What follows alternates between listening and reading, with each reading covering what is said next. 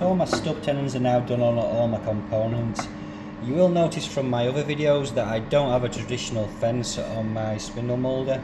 I've swapped it out for the homemade timber one. The reason why is I can change whatever profile I'm doing. I can change with these interchangeable sacrificial fence blocks. There's a couple of reasons why I do this. I very rarely do offset cutting, so I don't need to have the adjustability of the fences moving backwards and forwards to deal with that, so I can work on a flat plane.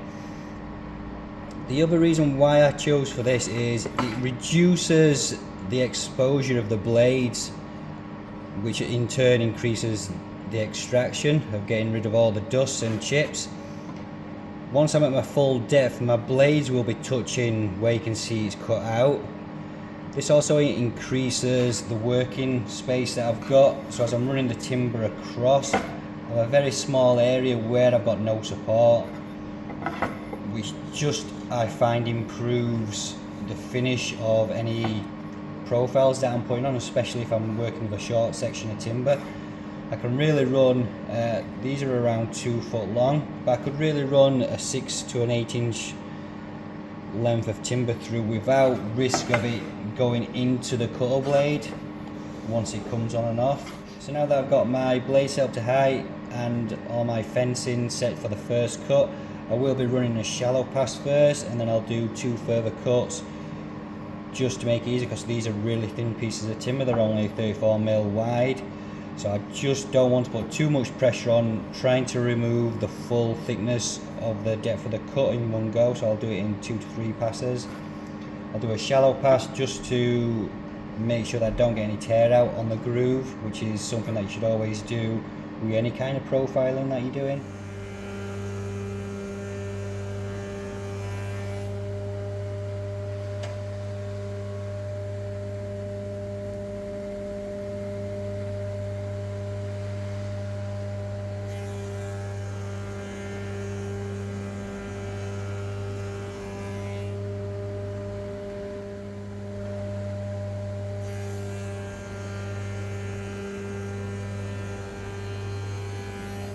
Now got all my profiles done on the stub tenons as well as the face edge for the glazing. I'm going to do a dry fit to make sure everything's fitting correctly. This will also allow me to mark on my loose tenons and also at the same time measure the glazing that I need.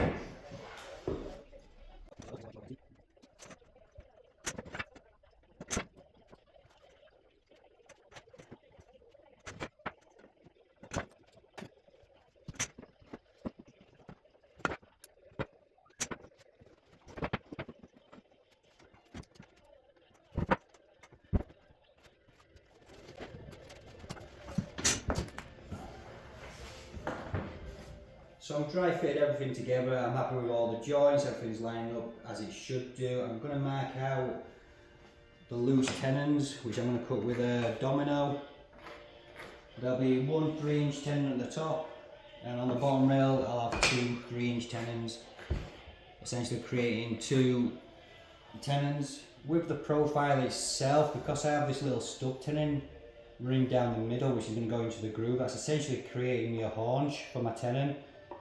So once I've got my loose tenon in, I've effectively got a tenon with a haunch, top and bottom, which will lock the top and bottom edges in place, giving me the full glue joint that I need. I'm going to measure the glazing at the same time I've got it dry fit together, just really so I can get it ordered. It is tough on glass, so it takes a couple of weeks, maybe quicker in other countries, but in the UK you usually got around a 14-day wait time. So these doors will be finished way before I can actually get them all glued together. I'll cut my tenons in now, and then they'll be put to one side for around 14 days until the glass arrives, and then I'll get them all glued up and it'll be ready for the final sand down.